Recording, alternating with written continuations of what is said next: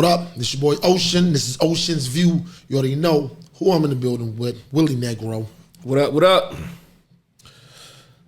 I'm really trying to be over this whole Diddy thing. Like, I'm trying to be over it because he's still one of my 3 favorite people. I don't care what nobody else say. I have my reasons. A man is going to do what he does, and he's going to either pay for his sins one way or another, or how things go. I'm just talking about why I mess with him. But never mind that for a second. There's more allegations out there, and Aaron Hall is now wrapped up, which is, I'm not even gonna say it's crazy, because I a little bit feel a little bad for Aaron Hall. And this is exactly why I feel bad for Aaron Hall. First off, R. Kelly jacked his whole style. Like, maybe. All right, okay, R. Kelly now is in prison. We get it. But as Aaron Hall had to watch R. Kelly's career unfold out, I'm talking only musically. Right. Nothing outside of music making and everything. And there's a thought in my mind that Aaron Hall was just sitting there looking at the 5 Heartbeats, and he's Eddie Kane looking at Flash do his thing. And looking at R. Kelly saying, how does it feel to be me? Maybe. Well, he could feel however he want to feel, but he's a musician, so he knows the difference. He knows that R. Kelly was writing all them songs, and R. Kelly is way more musically inclined and talented than Mr. Hall. TP2 is one of the best albums of all time. Now, my thing is this, though. All that, 2 things can be true, though. Yeah. I'm talking about the style. Because that played a big part. Now, I don't personally think R. Kelly said, I'm going to take that style and do this, that, and the third. Because we done seen R. Kelly with the bald head. R. Kelly done had braids. He done had froze. So it's not just the look. But it was, when R. Kelly first came out, for those of us that were old enough to remember Aaron Hall and how and Guy and everything they were doing, it was reminiscent of Aaron Hall. Yes, they have similar tones, and they do similar things. Yeah. We get it. R. Kelly is a writer, he's a musician. We get it. But I couldn't ignore it. And it's like, Guy kind of, I'm not going to say faded out. They kind of went their own separate ways because Teddy Riley went on to, well, he was always a producer. Yeah. So he's always going to have work going. He's always going to have things going. And when you're a producer, everything is not contingent on you singing and all this stuff. You're just composing, making music, going about your way. With all that being said, it seems that as of late, I've been learning a lot of new things about Aaron Hall and his sexual history and stuff. First off, I don't know why we should have known these things, but he actually would put a lot of that out there. So I would see clips. It's like he's the older guy trying to take full advantage of social media. And I get it, because this is the world we live in right now. But he understood he needed some shock value to his name with a lot of things he was doing. So he's talking about how Puffy and them seen me smash chicks. They know how big my Johnson is. Like, this is all clip worthy. And he understands that. But it seems that now it's come back to bite him, because he's now wrapped up with the allegations of, now they finally used the R word. They're talking about people was getting raped. Yeah.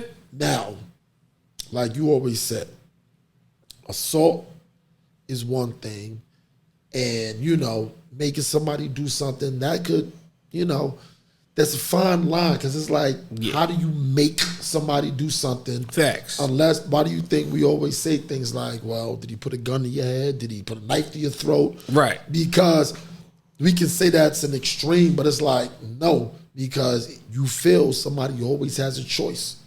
Regardless of your means, you always got a choice. So now that they're saying that Sean Diddy Combs sued by third accuser, claiming he and Aaron Hall took turns raping her. Whoever this accuser is.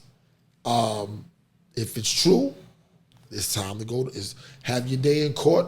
Yeah. Somebody needs to go to jail. Somebody doesn't just need to give up money. Because this can't be about money. I want you to talk to it, but this is my thing. Now that Aaron Hall's involved, this can't be strictly about money. Well, it is, because go ahead. It's unfortunately there's statute of limitations, right? And the reason all these allegations are coming out apparently is because it was some law that they passed last year that said that you can press charges only for 1 year beyond the statute of limitations, but they have to be. You can only press civil charges. You can't press criminal charges. Mm-hmm. So that's why you see all of these charges being brought at the same time. You see what I'm saying? Because I think it was over, like the time limit was over like 2 weeks ago or something like that. You know what I mean? So it's like, that's why you see the Jamie Foxx charge, the Jimmy Iovine charge, and the Aaron Hall and Diddy charge. All of these charges. I want you to continue to talk to that. What New York's mayor,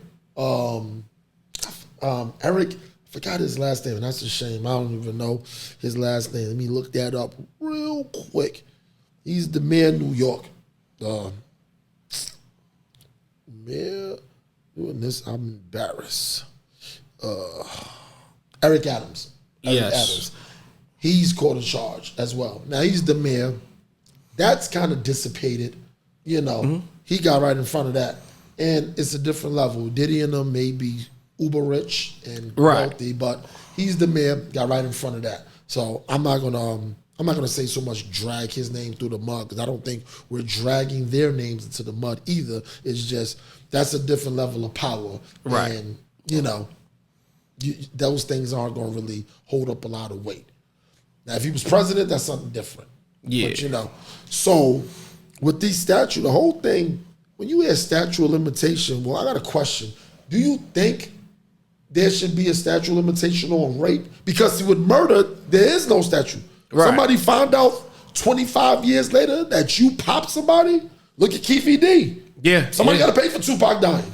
You see what I'm saying? Like that. So this is what this says. So my question to you is, do you think there should be a statute of limitation on rape? Be careful on how you answer, but I'm not saying, because we talk, so we do, and I don't mean be careful because I don't want you to be politically correct, but this is a fine line. Right. You about to toe. So on rape, no. It shouldn't be a statute of limitations. But it is hard to prove rape in the moment. So after about 7, 8 years, if you ain't got it on tape, it's almost impossible to prove that somebody raped you. You see what I'm saying? So it's hard. Like it's hard to say.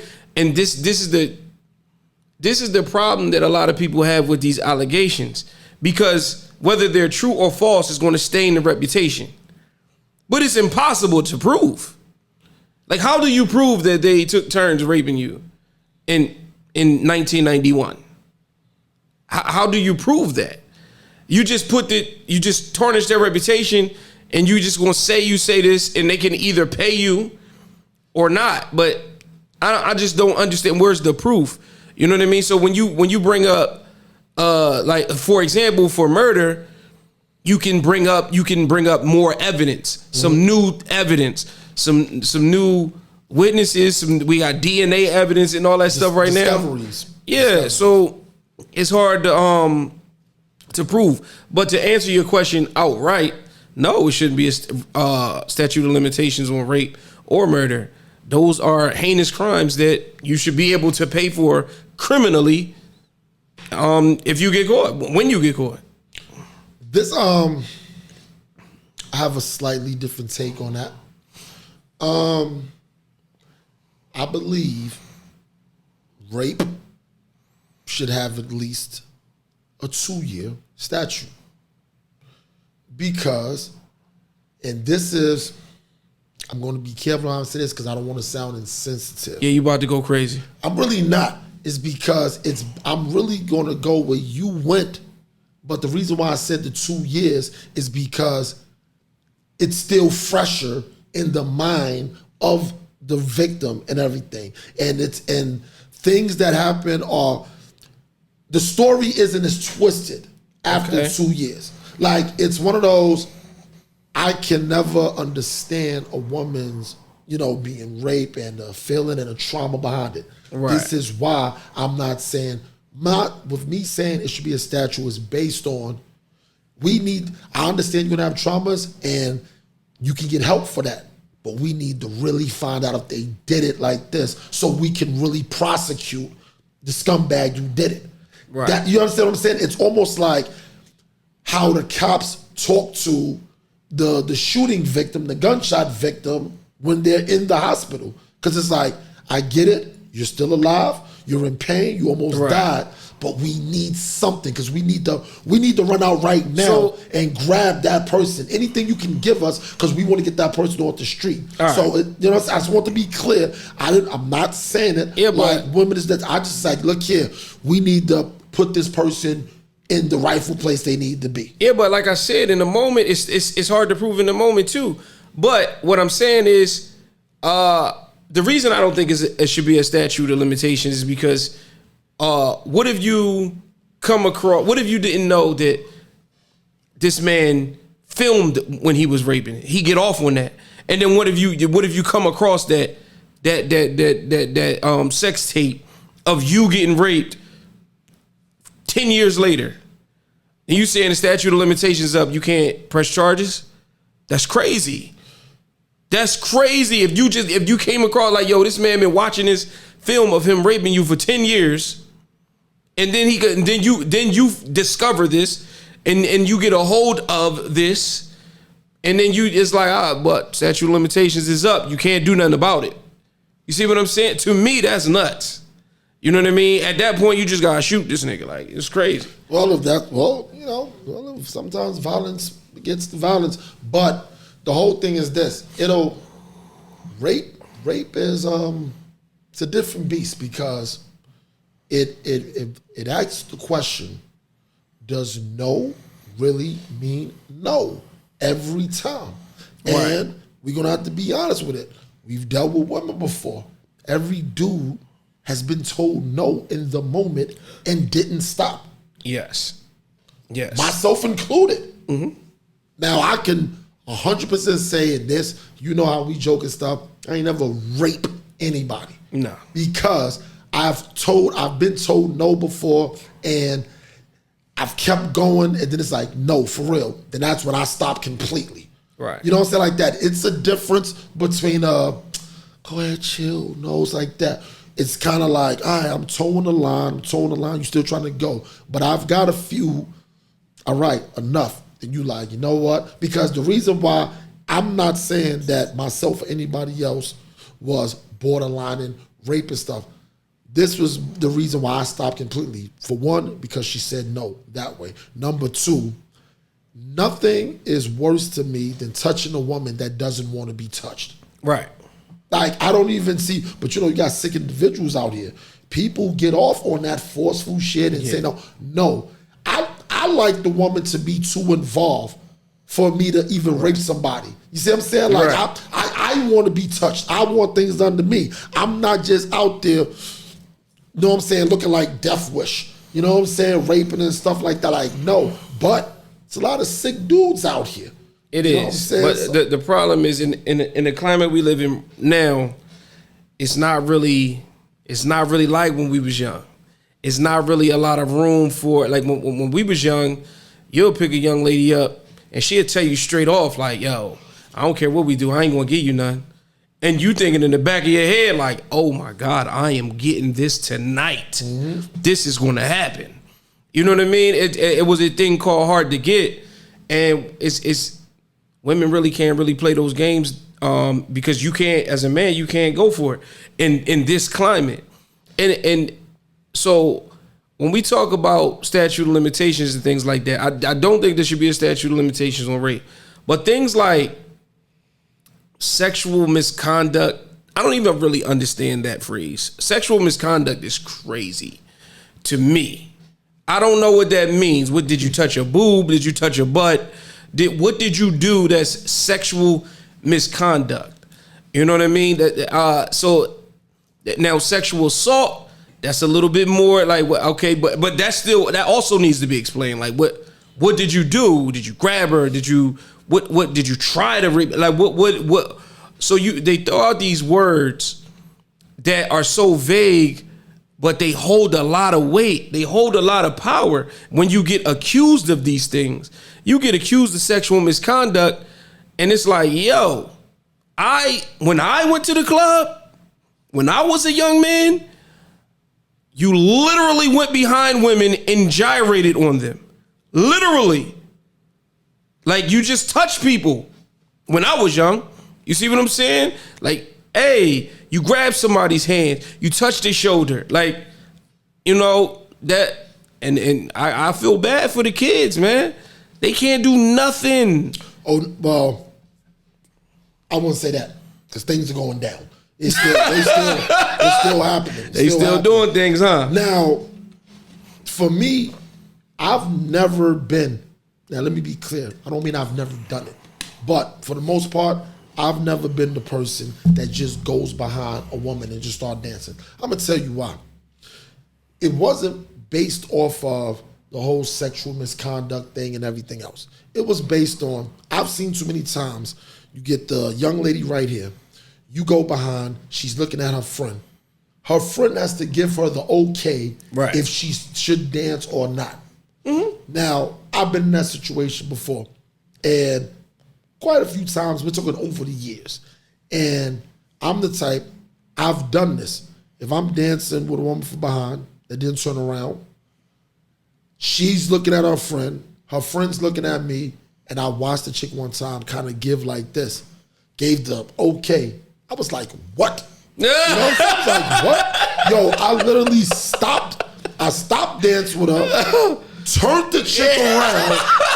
I was like, I don't know what she's talking about, but I am not okay. Oh, God. Like, you know what I'm saying? I was like, I am not okay. Hey, yo. I was like, please. Oh, no, she said you was good. No, she didn't. She went like this. I know what this means. I was like, yo, you see me, you give me a thumbs up. Tore your ego up. I was like, and of course, it ain't hard to guess. The friend was, I'm like, you a douche yourself. Oh, I'm God. looking like, please, she was the douche school all-stars. But I'm just looking like, yo, I'm not, it definitely was ego thing. So, you know what I started doing, not just after that, I've always been a grab a hand type person. Yeah. Because you grab the hand, I want them to get it. Like this, I grab the hand, 90% of the times they'll dance with me. But it's a good 10% out there that's like, nah, you know, no thank you. Yeah. And I'm okay. But I'm not going to keep bothering because that's just that's just one young lady you just not going to dance with that night. You know what I'm saying? Like that. You leave it at that. But like you said, with the misconduct, let's flip it. And that's because you said something when you were just talking that had me thinking. I've been in the clubs and plenty of chicks have grabbed the Johnson. That's sexual assault. You have been assaulted. I didn't know that at the time. Now, this is the thing about it. Maybe I'm gonna have to look this up. Have men ever like reported rape or sexual assault or misconduct on a woman? I mean, I'm sure it's happened, but Thank you. It doesn't happen as often because, you know, they won't get taken serious. You know what I mean? Like, it's hard to just be like, yo, she raped me, or it was sexual assault. It's hard for people to believe that sexual advances from a woman can be not wanted from a man. You know what I mean? It's hard for people to look at women as sexually aggressive. You know what I mean? And this is why men don't. And you know, you get looked at as. You get looked down upon when you don't want the advances of a woman. You know what I mean? You ever women don't when you don't want the advancements of a woman, and they be like, oh man, he must be gay. And it's like, no, I just am not feeling you. You know what I mean? Especially if that woman is perceived to be attractive. You know what I mean? It's like, maybe you just not my type. Like, or maybe you stink. I don't know. Like what? I don't know. Like, I don't know. But if you don't accept the advances of a woman, you get looked at as a sucker, or maybe you just don't like women. The whole thing, I think at some point, somebody's gonna have to fall on the sword and really be that first groundbreaking case of this was a sexual assault on a woman. She was grabbing me, making advances. I didn't want any parts. And it's gonna have to be done, of course, by a man, right? By a beautiful woman too. Like that. And he's gonna have to play it all the way through. It's not about being even, but it's the same thing. It's like when you hear rape, we're only talking about a man overpowering a woman. So right. That's why I think, and I say all that to say, and it's not a man versus woman thing, but I say all that to say, I think I'm talking to what you meant by when you said sexual misconduct. Yeah. I think that's as far as it can go for a woman. Because, for example, if you have a boss and it's a woman, yes, and she's making advances, this is somebody that can advance your career. Yeah. You would think that, okay, this is the right thing to do. But once again, most guys are going to go for, if you know how bad looking you have to look for a guy to not be interested physically. Yeah. But let's just call it what it is. You can say all women are beautiful in their own right. Yes, in their own right. But at the same time, beauty's in the eye of the beholder. And if I'm the beholder and I don't think, you know what I'm saying, I'm not attracted. Some chicks is ugly, man. There's no beauty without somebody being ugly. It's so called extremes. You just on it tonight. You just like fuck it. Hey, you know what I'm saying? I'm trying to turn over slightly a new leaf, but you just like, damn, that somebody's ugly. Fine, somebody's ugly. Some people is ugly. Like, yo, it's extremes. It's no rich without broke. It's no beautiful without ugly. Like, some people is ugly. It's in the eye of the beholder. But I'm allowed to think that somebody is ugly. Yes, so now you understand when I say I have an affinity for the bum ass couple. You see what I'm saying? Thank you. So there's this. Thank you. So now you recognize that the bum ass couple exists. So anyway, you take that guy that gets the whole, sexually advanced.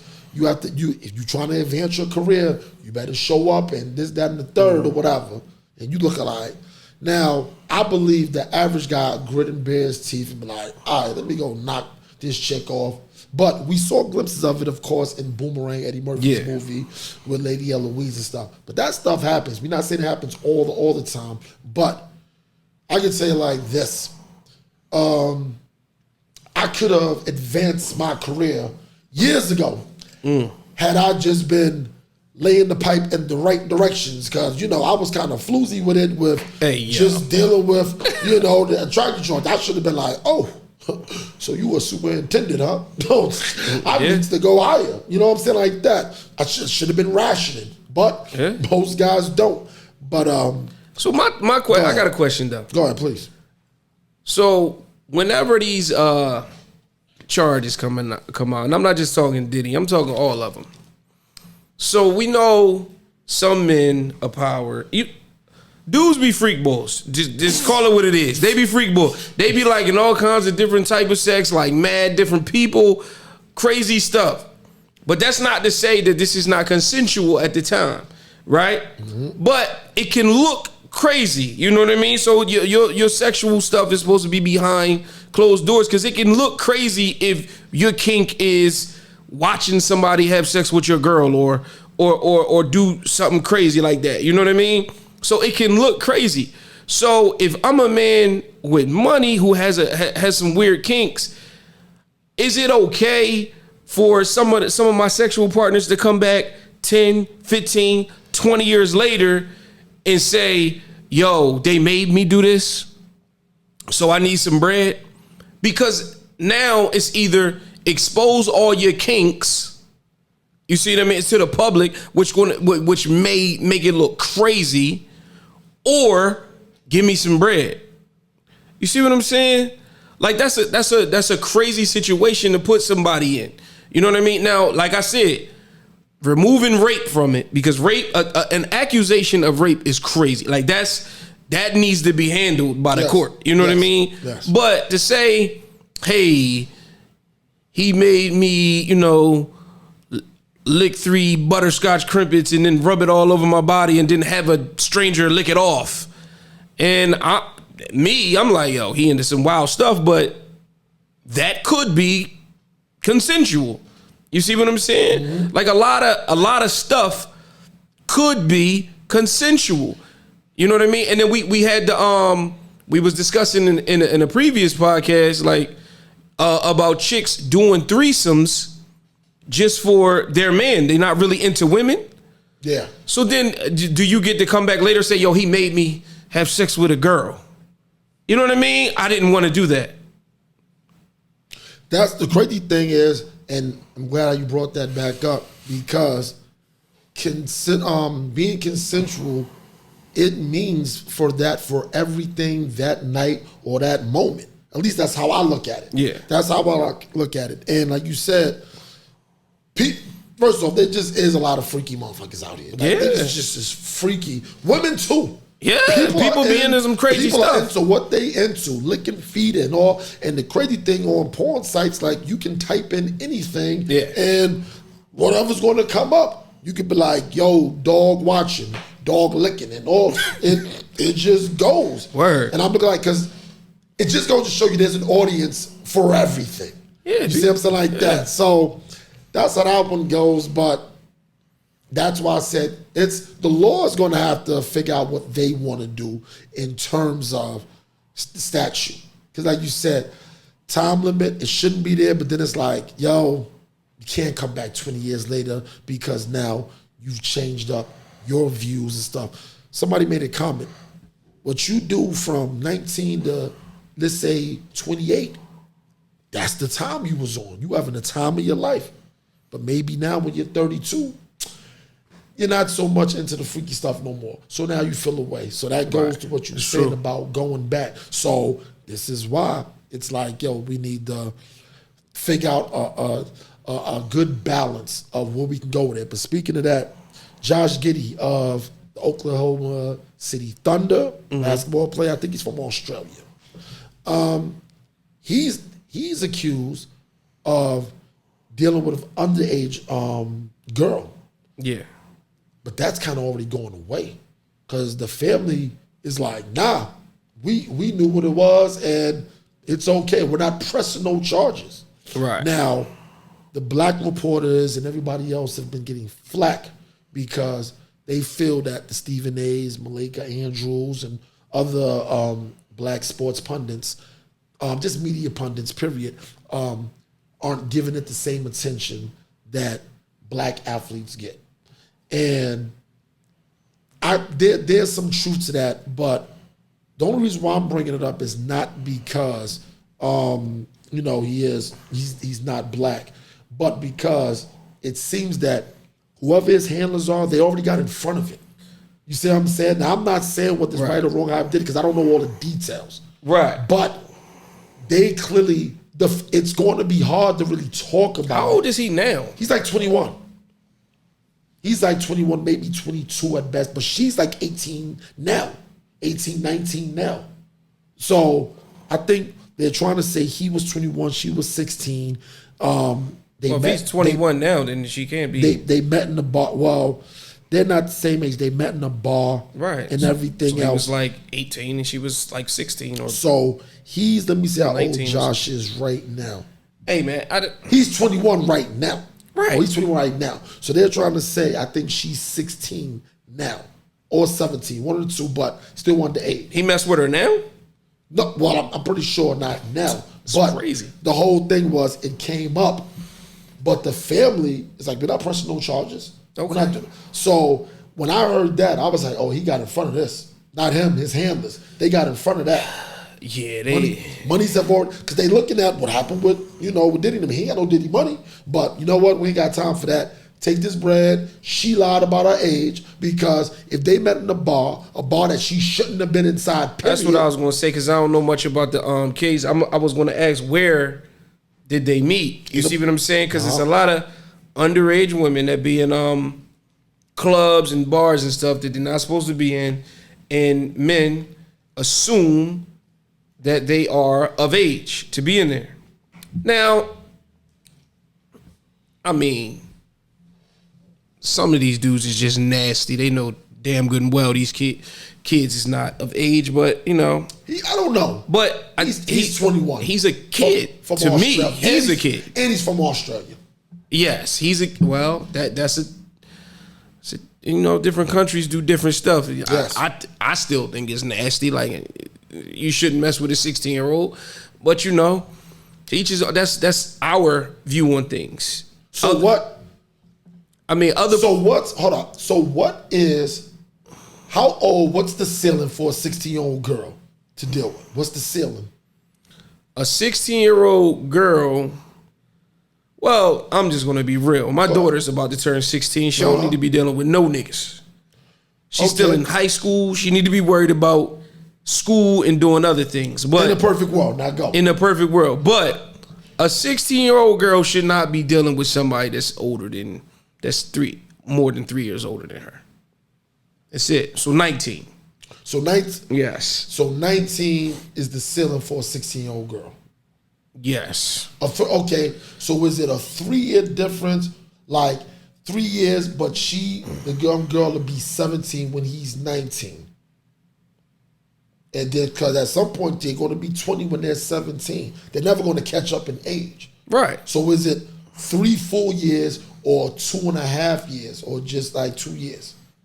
Because at 16, at 16, you could possibly have graduated high school. At 16. You could have if you graduated early. If you graduated at least early. 1 year earlier. Because I graduated at 17. I graduated at 17 too. Exactly. So I mean, my thing is this. So I don't see anything wrong if you in 10th grade, your boyfriend is a senior, then he gonna be 2 or 3 years older than you. And so that relationship should dissipate. No, that's what I'm saying. That's why I give it a 3-year gap. So if he 2 or 3 years older than you keep moving up until she's of age. You see what I'm saying? But like, I mean, that's just what it is. That's the only way I can look at it and it not be nasty. I just don't understand a 21-year-old going after a 16-year-old. Or somebody, a 25-year-old going after a 16-year-old. That's crazy to me. Why do you want a child? It's nuts. So we're arguing maturity and age because the two don't go hand in hand. Right. I'm just saying that, I can see a world in which a sophomore will be dating a senior and he might be 3 years older than her. You see what I'm saying? And I can see a world where that relationship continues after high school. You see what I'm saying? I can see that world. I defer. I disagree, homeboy. I don't think a sophomore should be messing with a senior. Because they are like this. Shout out to my barber, Rick McGriff. This is his saying, and it was the truth. When you're younger, and is a 3-year gap, it's an ocean of a difference. As you get older, it becomes a river. A sophomore just fully got their feet wet in high school. That senior is halfway out the door. We're talking about somebody, this is a young adult for the most part, about to be either in college or the world. Right. Because the whole thing is this. Now they're out of school. They've graduated.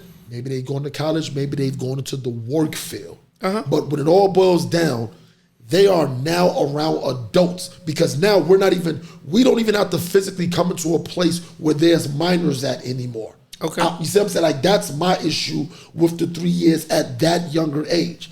That's why I believe, be honest, you 16, I'm going to kind of now that's different because that 16 is a funny age because of what we talked about in terms of the graduation and stuff. Now, even with that, now 16, you should be a junior at best. You should at least be a junior. Well, my daughter's about to turn 16 and she's a sophomore. Well, it's a birthday thing too. Right. That's another thing. But I don't want to stay there with your daughter and other people. I'm just saying, maybe my thing was my birthday's late. I'm just saying all of my daughter friends are turning 16 in their sophomore year. Okay. Yeah. Well, it's different times too. Different times in terms of how you can go to school. Because I'm just speeding past this because I'm really trying to drive a point home. Go ahead. We talk about skip. I never got skip, but I never went to kindergarten either. Me either. You see, so that's why we graduated Yeah. at 17. Because had we went to kindergarten, we would have graduated at 18. So I say all that to say, with the maturity, it still boils down to the maturity level of things or whatever. Same way with somebody's daughter who is a sophomore, 16, whatever. It depends if you're driving.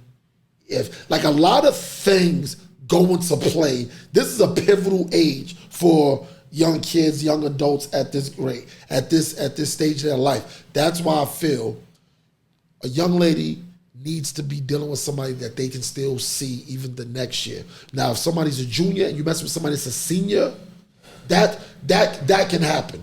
But I'm telling you, I don't think no young girl that's a sophomore, forget the age, that's a sophomore should be dealing with a senior because they're about to go into two separate worlds and quickly. Think about it. Come on, we went to Morgan State University.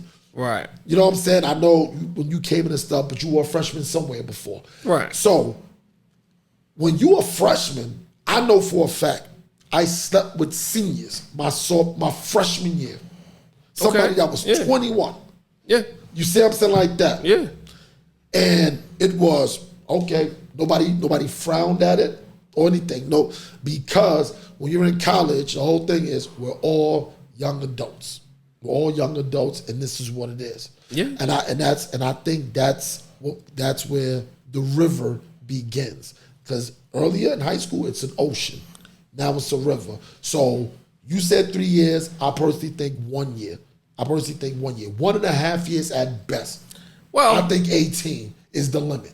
Well, the law here in Maryland says 3 years. So because the law here in Maryland, legal age of consent is 16 years old. But if you are under 18, your partner cannot be more than 3 years older than you. So if you're 16, your partner cannot be 20. You see what I'm saying? Yep. So it is what it is. I don't know this young man's story. I don't know what he was doing with that young girl. All I know is for the even if they feel like he didn't do anything wrong, he paid him. That's all I know. They got in front of that. I'm not gonna give him too much flack with it because it's not the same. First off, the celebrities that we really talked about, and he's in the NBA, so he has a certain level of celebrity himself. It's not about a pass or not. Clearly, this was a young kid, young adult who went to a bar, young lady that shouldn't have been inside there. She lied about her age. I'm not trying to villainize her, but she lied about her age, either to him or to the establishment, one way or another, because he didn't go in there expecting to see a 16-year-old. Right. If you're in there, he's assuming you're of age. Right. And clearly we know people lie, guys lie about their age, young women lie about their age. Clearly they probably had sex I'll say and this. they got out. I'll say this. He's a kid himself. He's only 21 years old. This could be a mistake. If he does it again, it's a pattern of behavior and he is nasty. That's where I'll leave it. Listen, if you learn from your mistake, that's fine. But if he does it again, if he get lied to again by a 16-year-old, then that becomes a pattern of behavior and you just a nasty boy. That's it. I want to read something that I'm seeing on my timeline. This is a woman who is now, she's turning 62, but she does not look like she's 62. Like she look like she's 32. Okay. Body crazy, everything. I'm not gonna say her name or anything. Confessions, being raised Kajik, whatever that is, Kajik. I don't even know what that means. I'll look it up. My goals were their goals. My time in school Me getting married at 19, being a PK, then a pastor's wife. Pastoring was his goal, so being the wife, of course. Let me reintroduce myself. She goes into saying her name and everything. I've always wanted to take sexy pics and make sexy videos. This is my journey now. I'm out the closet. Now, this woman has an OnlyFans. She's been doing videos and stuff. Only time I see somebody's OnlyFans is if I look at somebody else's phone that's into that freaky shit, because I'm not paying no subscription for no... Porn is free. If you want me to see... Porn is free. If you want me to see your OnlyFans, it better be $1. You know what I'm saying? I'm like, you might get one swipe out of me. Like, let me go see this or whatever. Mm-hmm. But she made a comment when she said, this is who I am now. My question is this. When you're somebody of... I'm not saying she was of the cloth, but she is Coggett. Church of God in Christ, I think. Thank you. Yeah. You just looked it up. Thank you. Yeah. See, Greg, this is what I'm talking about. When you was up here and we was asking you, when it came to stuff like that, you see how Negro just went and looked it up, so I didn't look crazy? Mm-hmm. Get it together. So that's what it is. PK is Preacher's kid. Mm-hmm. I know that much because I've heard the same forever. And then she said she became a pastor's wife. Now, you should see some of the comments on there. People was like, yeah, I heard the church woman got the biggest freaks. Like, they was just going in. Every dude on it was like, yeah, they was just high-fiving and everything. Like, live your life, do that. Because she's scantily dressed in a lot of things. Mm-hmm. And nobody's going to, when you washing yourself up, and I'm not saying she is, but when you doing whatever, nobody's going to stop you. People going to let you just go. Yeah. Especially at their enjoyment. My question is this. She said she's always wanted to do that. Right. But because she was a PK and then a pastor's wife. My thing is this. Why is it that it seems that the change can only go one way? What I mean is this. If you're already living a life of inequity and then you go seek out the Lord, that's the way to go. Mm-hmm. But the ones living on this end already with the cloth and everything else, they're going the other way because this is what they've always wanted to do. At least that's what she said. But I'm pretty sure she's not the only one. We don't talk about it going this way. It's almost, you know what it reminds me of? It reminds me of when I hear women say, I want a guy that's well-rounded. He got to be able to be straight. He got to be able to throw on the Timbs and a hoodie and stuff, but then be able to throw on a suit and be in the boardroom. Right.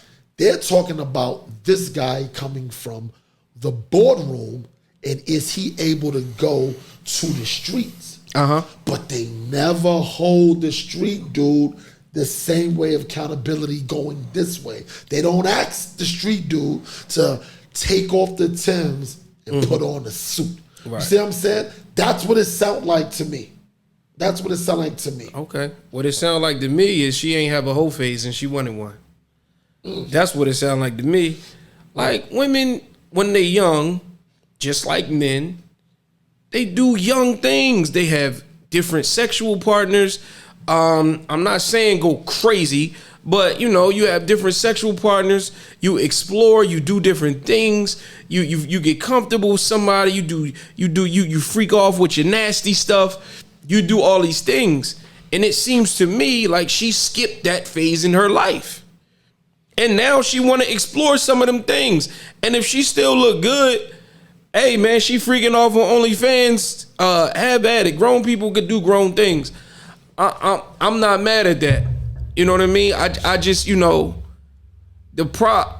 it's not even really a problem. What I think about sometimes when people get too churchy or too religious, it suppresses some natural things that they feel. You know what I mean? It suppresses things. And when you suppress those things, like they going to come out eventually. You know what I mean? It's going to happen. I think that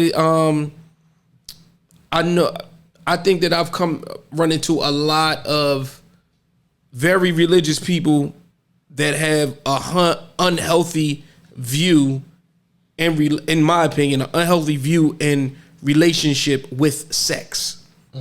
You know what I mean? They think that it's like this bad thing, or this sacred thing. You know what I mean? Like it's sex, man. People have it. You know what I mean? Like, hey, and hopefully you get a chance to experience some good sex. You know what I mean? And you know, then you probably will chase it. You know what I mean? But it's not that deep unless you make it that deep. You know what I mean? Like it is a thing that you should be careful, especially women. They should hold it close to them. But that don't mean don't have sex. Sexual liberation is something that women hold near and dear.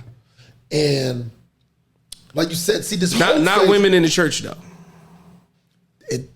I'm going to keep it honest and say you got to say women, because just because you're in the church doesn't mean that you don't have these thoughts of it. See, you see what I'm saying? That's why I was going at. I wasn't saying that they're doing something, but those thoughts didn't come out of anywhere. You see what I'm saying? Like sometimes they're deep-seated, sometimes they're lying dormant like that. Or sometimes they be real freaks, and that's where you get the stereotypes of the church girls be the freakiest, because they be hiding all that stuff. They good at disguising it. And then, you know, some dude catch one and they're like, oh God, she is crazy. You know what I mean? That's where you get the stereotype. I've seen some stuff go down in churches, so that's why I know. Like, and I'm not even going to talk about it in a glorifying way, because I don't know which viewers. I don't want it to sound blasphemous and everything else. But it's grown talk. I've seen some things inside of a church, and it's looking like it almost makes you like, I can't take this serious. This is why I think, I'm not going to lie, for me, that's when I realized I've got my own relationship with God myself. Because this building doesn't define my relationship. Well, that honestly, when I grew up in church. Like, I didn't grow up in church, but I started going to church. I went to church every Sunday since I was in like the 7th grade. You know what I mean? All the way up until I was probably about 20, 21 years old. You know what I mean? But that's actually what grounded me in it. When you start seeing that people in church is really people, then I'm like, oh, this is making sense to me. I went to total. A lot of people see that and be like, oh, this is. But I'm a little different. I don't hold people on pedestals. Meaning, like, just because you're the pastor don't mean you're better than me. You see what I'm saying? Now, you might know a little bit more about this book, but that don't mean you better than me as a person. You see what I'm saying? I think a lot of people hold people on pedestals. You see what I'm saying? Like, you hold the pastor on this pedestal like they don't have a past, like they don't have a present, and like they don't have a future. The people are not perfect. So when I saw people in the church, not the pastor, but just regular people in the congregation that were, oh man, that lady cussed like a sailor. Oh, I know what this girl be doing. I know what that girl be doing. Then it made me feel a little bit better, because I know I wasn't. I'm doing me out here. The thing is, I think it's a stereotype that's never going to go away. This is why, the reason why the flock or the congregation or whatever they want to call it is not looked upon the same way. Like, even though you've seen Sister May cuss like a sailor, I done walked out of restaurants with God-fearing women, and they've walked out on the bill just like me. That's why I was like, oh, you went to the same thing I'm into. Yeah. Like, I'm telling you, I was in the first time, and I can say I don't have to say no names. I'm telling you, coming from New York, in the early, like the late 80s, early 90s, we weren't used to like IHOPs and stuff, and you pay for the meal after you eat. We in the city. You want your money, you better get it before you give us the food. I'm gonna be honest. So it's like, so we get to eat, and then you want your money? That's crazy. That was a crazy concept to us back then. Of course, we know that's how it is now. Nobody's making a living out of that. But I remember this particular day, we were going to I want to say MGM Studios, but it was like a torrential downpour, crazy raining. We was like, nah. So the bus was like, we turning around because somehow the park was closed. Yeah. So my aunt who was running the bus trip, she was like, look here, it's closed. We're just going to go back to the hotels. Just you can relax, whatever. So somebody was like, let's get something to eat. So they said, all right. So we stopped at IHOP.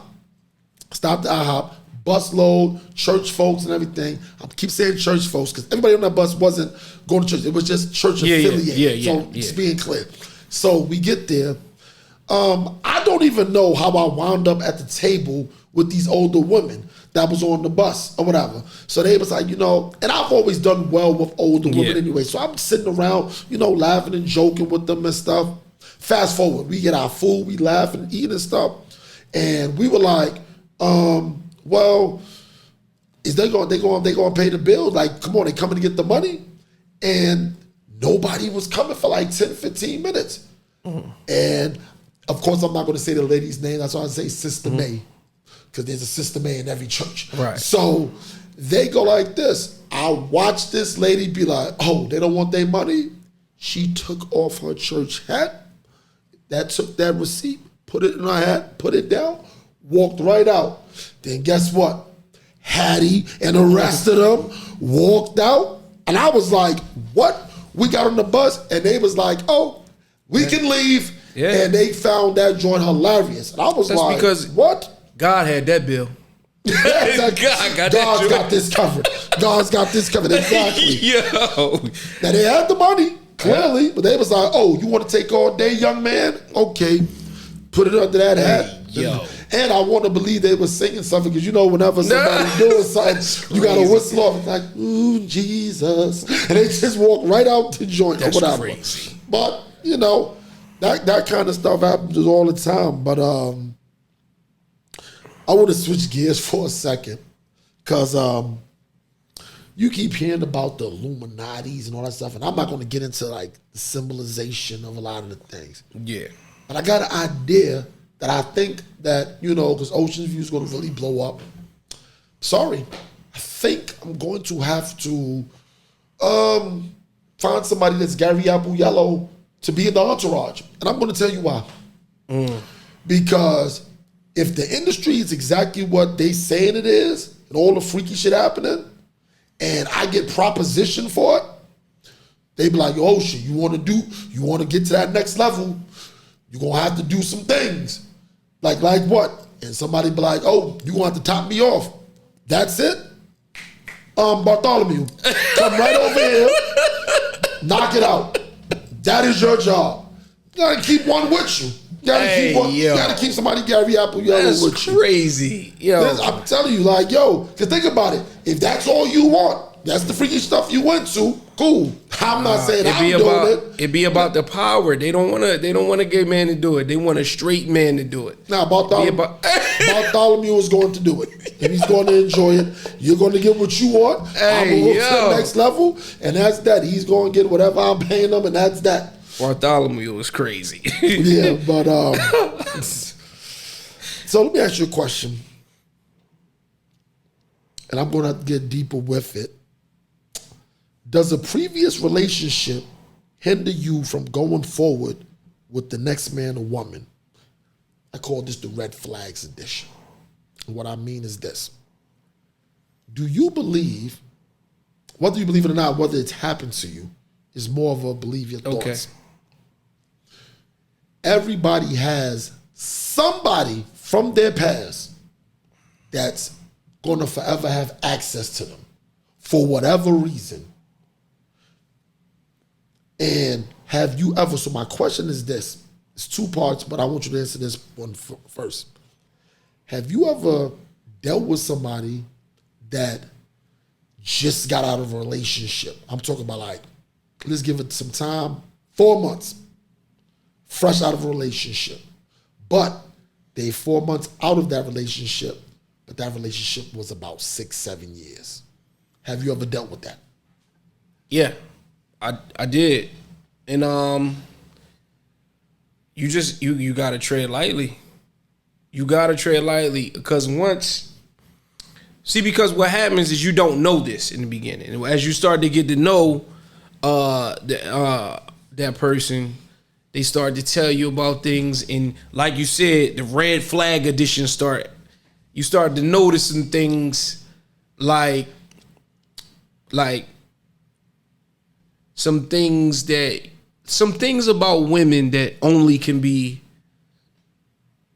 learned from a man. You see what I'm saying? And you start to notice that other things of his may be around that you didn't know was his. You see what I'm saying? You start to notice, and then as you become more comfortable with this person, they become more comfortable with you. They start to tell you some things like, yeah, you and my ex, we used to do this and blah blah blah blah blah. And then you how long we was with this and we just broke up for this long, and then it's just red flags. You got to tread lightly. I was always somebody who tried to protect my ego. So, you know, whenever I hear stuff like that, I automatically start to think, dang, that mean I got to go call somebody else. Got to talk to somebody else, because it's a possibility that she could be dealing with somebody else, still dealing or having feelings for this dude. So then I gotta go and talk to somebody else to protect my ego. That's not right, but you know, that's always that was my thought process in that moment. You know what I mean? I think I've dealt with that. You notice the saying is one too many times. I think I've dealt with it too many times. Because the first time I dealt with it, I didn't know that's what I was dealing with. Right. I think the second time, I recognized it and ignored that for being a red flag. Right. First off, the reason why they gave the example of 4 months and 6 years. That's a break. 6 years of a relationship and a 4-month break, that can happen. Yeah. You know why we know it can happen? Being married, you understand. You've already done a dime, right? Yeah. Without getting personally into your marriage and stuff. You've had a 4-month period where you and your wife weren't on the same page. Yes. That's all I'm saying. You don't have to get no deeper, but you've had that. Yes. But that's not, it's 10 years though. Yeah. It's 9 years at the time. You had a period. Yeah. Yo, don't say nothing to me. Whatever. Whatever. That's why y'all still together. Because you can have those wars and you can have those down times when it's that many years. We're not talking about 4 months, bad period, 4-month relationship. It's 8 months. Yeah. You see what I'm saying? It's like, whatever. But when it's them years, after you don't put in years, so you might have did 8 straight years of bliss. 4 months come like, man, she done been making bacon. I don't even need to take the bacon. You know what I'm saying? She's gonna keep doing it. It happens. Yeah. It's ignoring the signs. Because the whole thing is this. You always say that people always resort back to what they know. That's not just in business. It's in life. Yeah. People gonna resort back. I think I started seeing some of the flags when I believe that every relationship needs to have inside jokes. Yeah. You have to have things that only you two either find interesting or funny or something that's just 100%. exclusive to y'all two. Because if you don't have that and she has that with somebody else, that is the window that's always going to be there. That's, it's like that. Wow. Think about it. That's going to always be something. That's going to always be something. And somebody might not be good for you for whatever reason, but that's a hard thing to get over. It's not about even the other dude. Yeah. It's more so about like, clearly we haven't even reached that level of our relationship. So how could we ever even get to the next level of that? And the difference is, I understood completely when you said what you used to do if you found that out about another young lady to protect yourself. Because first off, if you ain't gonna protect yourself, who's gonna do it? Right. Like that. So that's why I applauded you for that part. Normally try to give you pushback. That part, I understood exactly what you meant by it. Like for me, example, one of the ways I protect myself is I gotta let you know there's other chicks out here that'll fill your shoes. Like my thing is, I'm not getting it twisted. I'm pretty sure it's a lot of dudes that would love to be dealing with you. Right. But you need to know it works both ways. His chicks lined up around the corner too. And that's it. So I would do things to let it be known, like, you better go. I'll go to certain places where I know I'm gonna know a good amount of the females. Oh, what's going on? Such and such. Yeah, you better recognize this could have been that. But you know what I'm saying now? Yeah. But the whole thing is so crazy about it is with the red flags, I think they get ignored a lot because we've all have this animalistic way of trying to win somebody over. I know, I can recognize that I've been the person before that was the person that she was settling for. Didn't like it, didn't realize it at the beginning. Right. You see what I'm saying? So I'm not gonna make it look like I came into it knowing it. But it's like, you can feel the energy. You can feel the energy. And when a woman is comfortable talking about her past like that, when you're doing that like that, especially when it comes to other guys, I feel that you're trying to like throw not so much so shots, but you're just trying to lay things out there like, oh, this is it, you're lucky, and all this other stuff. And I'm like, what? Nah. Excuse me, I ain't that lucky. Right. You know what I'm saying? Like, we're not gonna do that. But that happens a lot. And I think, I'm not gonna say I think women have a harder time cutting dudes off than men have cutting off women. I would agree with that. I think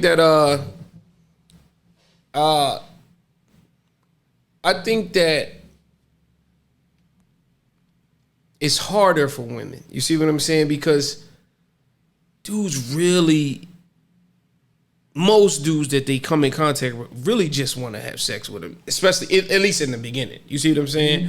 So when you get a guy that you can kind of bond with, that you have those inside jokes with, that you put in this time with, you've had all of this comfort level with, it's hard to kind of get that up when you have that comfort level. See, guys, we can find a different level of comfort in different chicks.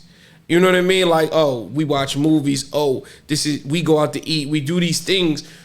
And we can kind of fill that void. It's harder for women to kind of fill that void, especially if this was a guy that they really love. You know what I mean? I want you to continue because you was on a roll with that, but I wanted to interject in terms of, I believe, guys, we can find our level of comfortability with women without sleeping with them. And that's the relationship. We can find those voids to be filled because a lot of guys that can fill that void for the woman, like you said, at some point they're gonna want to sleep with that woman, especially if they're attractive. Now they may not try their hand. Guys are lay dormant forever, waiting for the chink in the armor to, you know what I'm saying, to take advantage of the situation.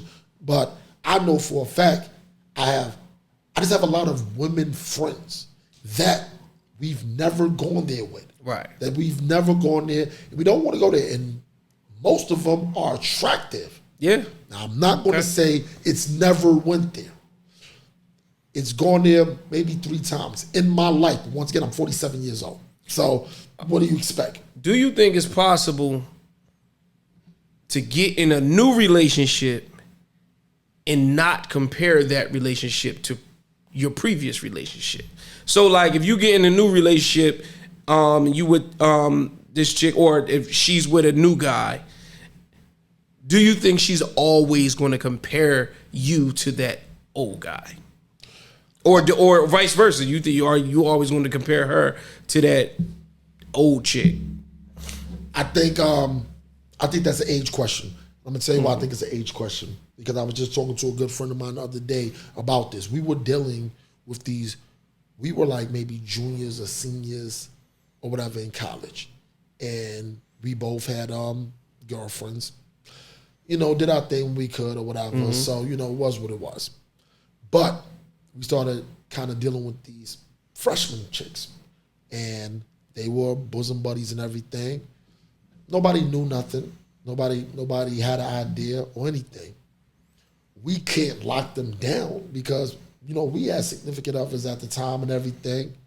But they went on, you know, they would have dates and go out and this, that, and the third. But we would still mess with them for a minute throughout. Yeah. Now, the thing was this for years. And it's crazy because I would never say their names and because we're both still cool with both of them and everything. Of course, but they've gone on and been married and everything, so I'm like making it sound like that. But they said something to us before. They was like, it was kind of hard for us to mess with dudes because they kind of met us. We were already kind of finished products in terms of already being established in school, being who we were and everything. So it's like, yo, we messing with some cool dudes. They already did that in the third. And they compared freshmen and sophomores like that. They not cool. They not as mature. They not. And they was like, yo, it was hard for us to find somebody because we compared it. That's why I said I think that's an age thing. Now let's bring it up to full-fledged adults, adult women that have had multiple relationships up to a point. I think the comparisons only come when the similarities start to show up. You see something like that? Because, let me correct that. A comparison can be based off of you do this, they used to do this, you don't do that. That's contrast to me. Yes. But when it's like, they kind of do this too, kind of how they did it. That's why I feel the comparisons start to come in. Because now it's like, who does it better? Who does it better? Or who's along lines of these kind of things or whatever. Like, you know, I think I'm pretty cool and funny and stuff like that. Not the funniest dude in the world. I don't think nobody's the one thing best in the world. But at the same time, it's the same way we go when we say, look at a chick we used to mess with. You see the dude she messing with now, we be like, messing with this dude. Or sometimes it's, nah, dude is all right, he pretty cool. Yeah. I see why you mess with him. Like I've told you, but that's a maturity level thing. I think it's impossible not to compare. Okay. Because when you go through life and you go through these relationships, you learn something from all of them. And what you learn most is about yourself. What you like, what you need in a relationship, what you don't like, what you don't want in a relationship, right? So when you go into your next relationship, it's impossible not to compare it because it's like, yo, I really like these things that she used to give me, but this new girl just doesn't give me. Or oh my God, she gives me all of this stuff that she didn't give me. She never gave me that. I can't even believe that I'm getting all of this. You know what I mean? So I think that a previous relationship can actually propel your new relationship because it's like, yo, she didn't do none of this. I didn't even know this was a thing that I needed. You see what I'm saying? Mm-hmm. Or it can, you know, but I do think there, like you said, there's no sum total of it. You know what I mean? It's like you don't do everything better than all of the previous women. You see what I'm saying? Mm-hmm. You just do all of these things that I'm willing to deal with. Whatever you lacking in, because you do this so much better than everybody else. You see what I'm saying? So it's like, and you still might do those things good, but you just, you know, don't do it as good. A lot of times, you know, they talk 80-20 rule. A lot of times your new relationship gives you that 20%. They give you the 20% that you so-called claim you never got in the previous relationship. But you know why they give you the 20%? Because you told them these are the things that you never got. So this is what the thing is this. We talk 80-20 rule. When a woman or a man talks about the 80-20 rule to the new prospect, we only highlight the 20%. They never highlight the 80. So guess what happens? They highlight the 20. Your new prospect gives you the 20%. After your belly's been full, now you're searching for that 80% that you were getting in the previous relationship. And now you don't do this. Now this is where ungratefulness kicks in. This is where how things get taken for granted, all that. Because if you tell me he's never given you flowers, he's never, opened the doors, never did this, let me get that door for you. You know what? I'm going to send you these flowers. Why? Just because it's Wednesday. You said like that. But the other 80 that he was doing correct, you never told me. And I don't have a baseline anymore other than this 20. But now all of a sudden you telling me you want a piece of that 80? Now I'm like, oh yeah, I'm confused. You want it all. You ungrateful. Yeah. And that's where the grass always, the saying the grass always looks greener comes from. Yes. You know what I mean? That's all. So, it's been another great episode of Ocean's View. You can find me on IG at Ocean's View or at Oceans149. Willie Negro, tell them where you can be found. Willie Ray _ Instagram. That's it. Yep. And we're going to continue to drop these bombs, get you some more interviews up here, and we just going to keep moving forward. Take care of yourself and everybody else. Peace. Peace.